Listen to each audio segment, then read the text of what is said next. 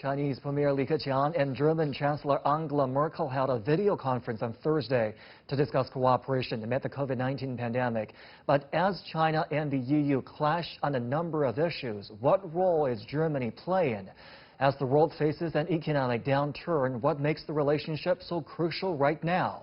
Joining me for the discussion in Beijing is Professor Hongjian, Director of the Department of European Studies at the China Institute of International Studies, and from Hainan via Skype, Professor David Bartosch from the School of International Relations and Diplomacy at Beijing Foreign Studies University. Professors, welcome to the program. I want to start with you, Professor Cui.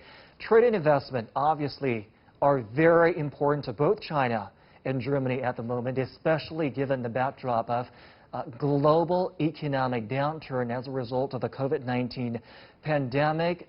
Germany is China's biggest trading partner in the EU, and China is Germany's biggest trading partner, replacing the U.S. in 2017. Just what role does trade play in this bilateral relationship, Professor Cui? Definitely. As we know, the trade, especially bilateral trade between China and Germany, between China and the EU member states, played a very important role to strengthen the relations between two sides. But of course, as we know now, I think that the video conference now for the Premier Li and Chancellor Merkel, both two leaders and the two sides, they try to strengthen these relations. If we know that in the first quarter of this year, because of the very bad impact of the pandemic, already decreased 10% of the bilateral trade between China and the EU countries. So I think now it's a very crucial time for both China, Germany, both China and the EU. They should try to take a lot of efforts to help this increase of bilateral trade. Otherwise, there will be some more maybe bad result, bad impact on, especially as we know, industry, cooperation, and also supply chain between China and the European countries. Professor Bartosch, let me come to you now. At good times, trade on the rise, increasing trade often is a great catalyst for bilateral ties. But as we've learned the hard way in recent history, that when there's a problem with trade, things can sour pretty fast as well. Where do you think trade is between China and Germany?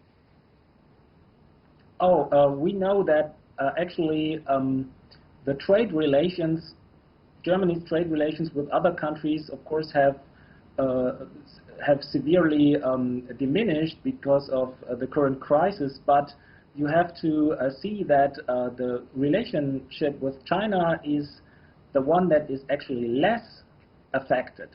So this tells us a lot about the strong bonds between the two partners, the two countries, in terms of trade and also economic interdependence.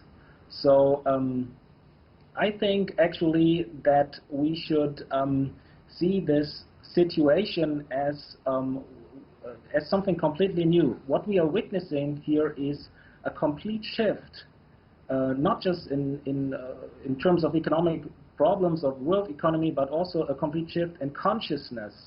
And also a new era that is actually dawning, and we have to see, we have to be open for the possibilities. So there are problems, but there are also completely new opportunities, and we should focus on these new opportunities. We should not look back too much, I think, and we should be very quick, and we should try to take hold of that which is what is possible at the moment. And I think I'm not that optimistic, especially about the trade relations between Germany and China. Of course, there are many problems now due to this world crisis, but especially the relation between Germany and China is crucial, because I think this will be, if there is a backbone in this situation, this will be this relationship between Germany and China, and the trade relationship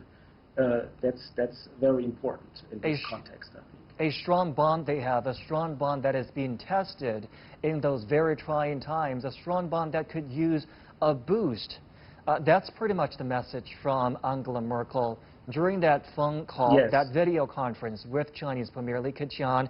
And in that call, he asked for things like more market access and reciprocity, equal treatment of foreign companies, where Premier Li said that China will continue to open up and provide good environments for foreign companies, including, of course, German businesses. Professor Cui, let me come to you for this. How aligned are the two sides when it comes to moving this relationship forward? Also, once there is not the pandemic this year, previously both two sides planned a lot of ambitious agenda, including the so-called 27+1 summit between all of the member states of the European Union and China. And also, they are looking forward to this end up of the negotiation between two sides on a bilateral investment agreement. Also, we know that, yes, now there are a lot of requirements from a European side on China about more market access. But also, we know from China, we do have almost the same requirement towards European side. So I think that even now we lost some time physically, but indeed, I think that both two sides still has a lot of confidence to do something more, including this BIT negotiation.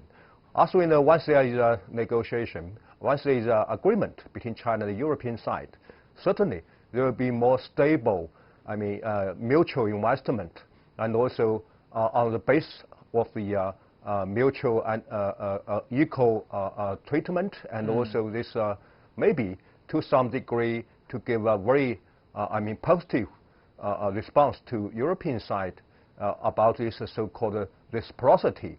Also, we know that yes, China will take some more responsibilities, even in its relations with the European side, and also, of course, China also will prove its confidence and its very, very clear message to the European side that China will keep its policy of opening up, especially to its important partner, like European countries. Professor Bartosch, I have a tough one for you. Has there been a shift, a slight shift, in Germany's attitude toward China? Because what we've seen is that, let's not get ahead of ourselves and say there's been a pivot on the part of Germany away from the U.S. and then towards China. But what we've seen recently is that Germany has been less vocal on issues pertinent to China, namely Hong Kong, the South China Sea, and the coronavirus. And there's been the refusal by Merkel to attend the G7 summit in America. Many see that as a friendly gesture. What do you think? I think that there is, of course, this problem that we are all faced with throughout the world with this America First, so-called America First policy, and the current head of state in the U.S. has, I remember, literally said in a speech that the future belongs to the Americans alone. So he literally said that. And of course, this causes a problem for everybody else. So this is kind of a problem, I think. And of course, Germany, I think, has a big interest actually to weigh out all those parties involved here. So if Germany could follow its interest unhindered, I think it would vote for being a kind of a mediator, right, between the U.S. side and the Chinese side, because all this kind of the trade war which has been triggered by Donald Trump is not helpful for anybody, less to speak for Germany. Okay. And I think that this this might be interpreted as a sort of I'm not sure. I mean it's of course also a problem that Donald Trump invited everybody in person, right? But and the health crisis in the U.S. is still going on, so it would be better to have a video conference. And then maybe there's the problem that China is not invited. As you know, it has been proposed that China is invited also to participate because China is important. So actually, what would be needed would be a G8 kind of discussion, and maybe the time is maybe, I don't know, maybe.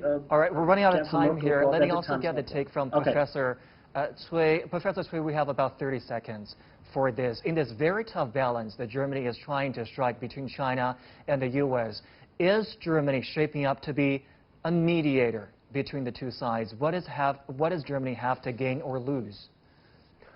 Actually, yes, now it's a very hot discussion in Europe that maybe Germany and Europe at large will play a role as a mediator between China and the U.S.